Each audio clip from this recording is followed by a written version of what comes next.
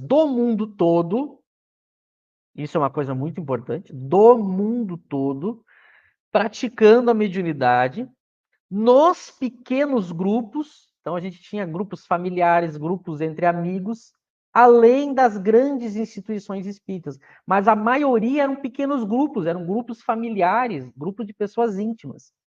Então existiam aqueles que, nesses pequenos grupos espalhados pelo mundo inteiro, as pessoas elas conversavam com seus entes queridos que haviam morrido, para saber como eles estavam, para matar a saudade e também para ajudá-los conforme a situação em que eles se encontravam e também para aprender com eles, já que são pessoas próximas que podem agora, do lado de lá, nos ajudar. Então, os espíritos continuavam convivendo com as pessoas. Também a prática da mediunidade, ela era para conversar com os espíritos superiores, né? Além dos entes queridos, dos parentes, dos amigos, para aprender com os espíritos superiores, principalmente questões que tratam da nossa melhoria moral. Então, isso era feito. E também a gente tinha aquelas pessoas que ajudavam Kardec a tratar de assuntos para desenvolver a teoria espírita. Então, eram comunicações de diversos gêneros e tudo desaguava em Kardec. Tudo era enviado a Kardec, porque ele era esse grande líder que estava construindo, junto com os espíritos, a teoria espírita. Então, isso acontecia. Kardec tinha a revista espírita que ele ia dividindo esses relatos, esses tipos de relatos que eu falei com todos, e incentivando. Em nenhum momento Kardec proibiu, desaconselhou, colocou algum problema. Pelo contrário, ele vai mostrar as vantagens e justamente a função da doutrina espírita, a prática do espiritismo ele existe justamente para isso. A prática da ciência espírita é a mediunidade. Então, é justamente para isso que serve o espiritismo. É para a gente conversar com os espíritos, aprender com eles, e através dessa conversa, que continua natural, a gente tem a prova não só teórica que a vida continua, mas a prova prática.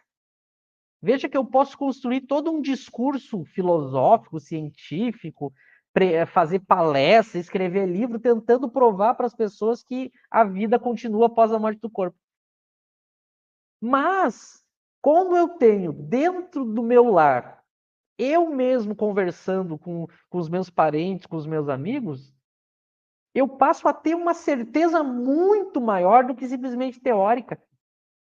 É o que a gente sempre comenta. A gente está conversando com os entes queridos, eles estão mostrando através da comunicação que são eles. A gente vai tratar disso. E dessa maneira a gente não sofre, a gente continua próximo deles, o sofrimento diminui, e ao mesmo tempo a gente tem a certeza que a vida continua e já vai se preparando junto com eles para quando a gente voltar. A gente vai se preparando para essa viagem de volta, já que o nosso principal lar é lá. Então era esse o modus operandi do que acontecia, e é por isso que Kardec vai escrever, ele vai nos deixar aí 23 obras, das quais algumas são especificamente sobre mediunidade, principalmente o Livro dos Médiuns, justamente para quê? Para que a gente tenha um guia de como praticar a mediunidade. Ora, se fosse para a gente não praticar, a que cargas d'água os espíritos superiores iriam, juntamente com Kardec, que era esse espírito superior, construir uma obra para nos deixar um manual de como praticar, se não fosse para praticar. Seria uma coisa de uma irracionalidade tremenda. Então era isso que acontecia. Pois bem, como que aconteceu no Brasil? Já para a gente estabelecer as diferenças. Hoje, se a gente chega numa casa espírita, e aqui eu estou falando em linhas gerais, tá? Então vamos sempre tratar do ponto de vista geral, já que é isso que nos importa para a discussão, né? Em linhas gerais, hoje a pessoa chega na casa espírita, ela tem palestras, passes, grupos de estudo Tem a reunião mediúnica que é fechada.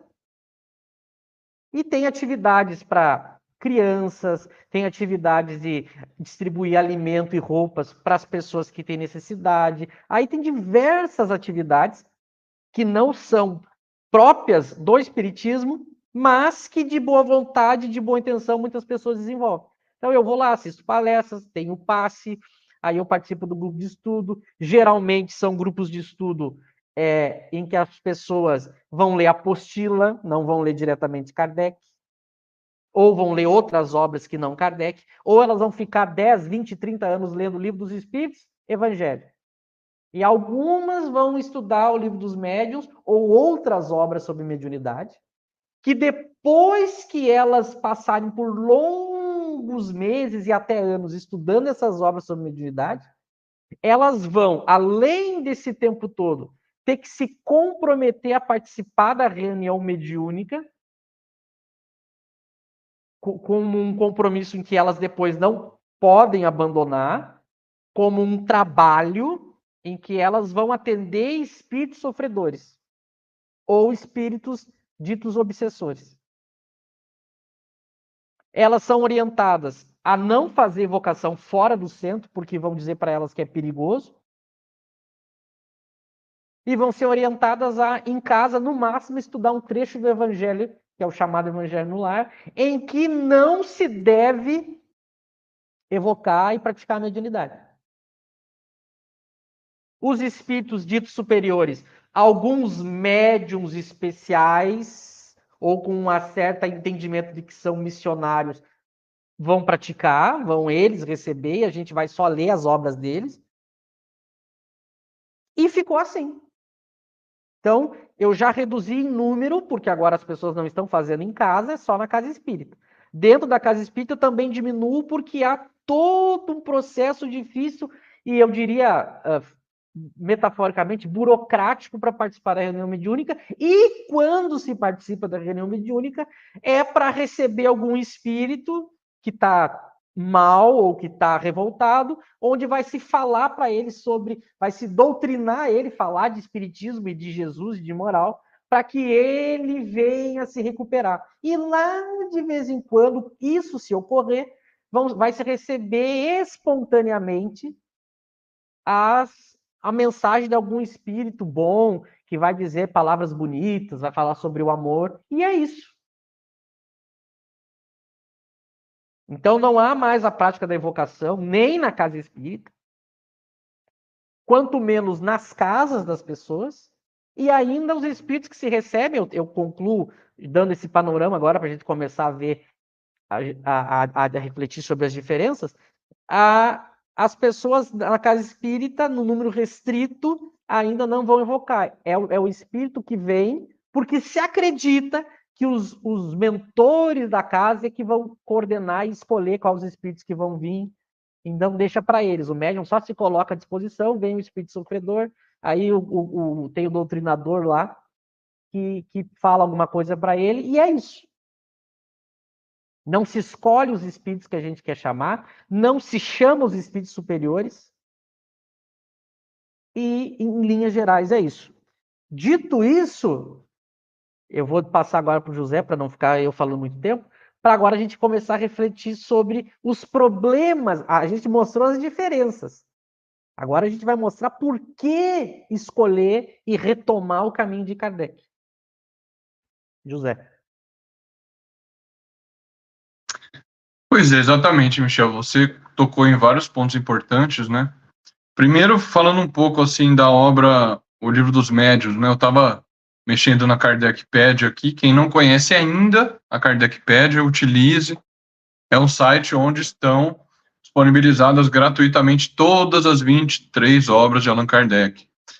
Eu abri a Kardecpédia aqui e estava olhando um pouco o Livro dos Médiuns.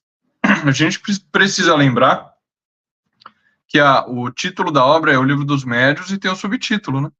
O Guia dos Médiuns e dos Evocadores. Embora algumas traduções aqui no Brasil tenham substituído evocador por doutrinador, né? O que não é uma tradução precisa do termo, do vocábulo que é evocador.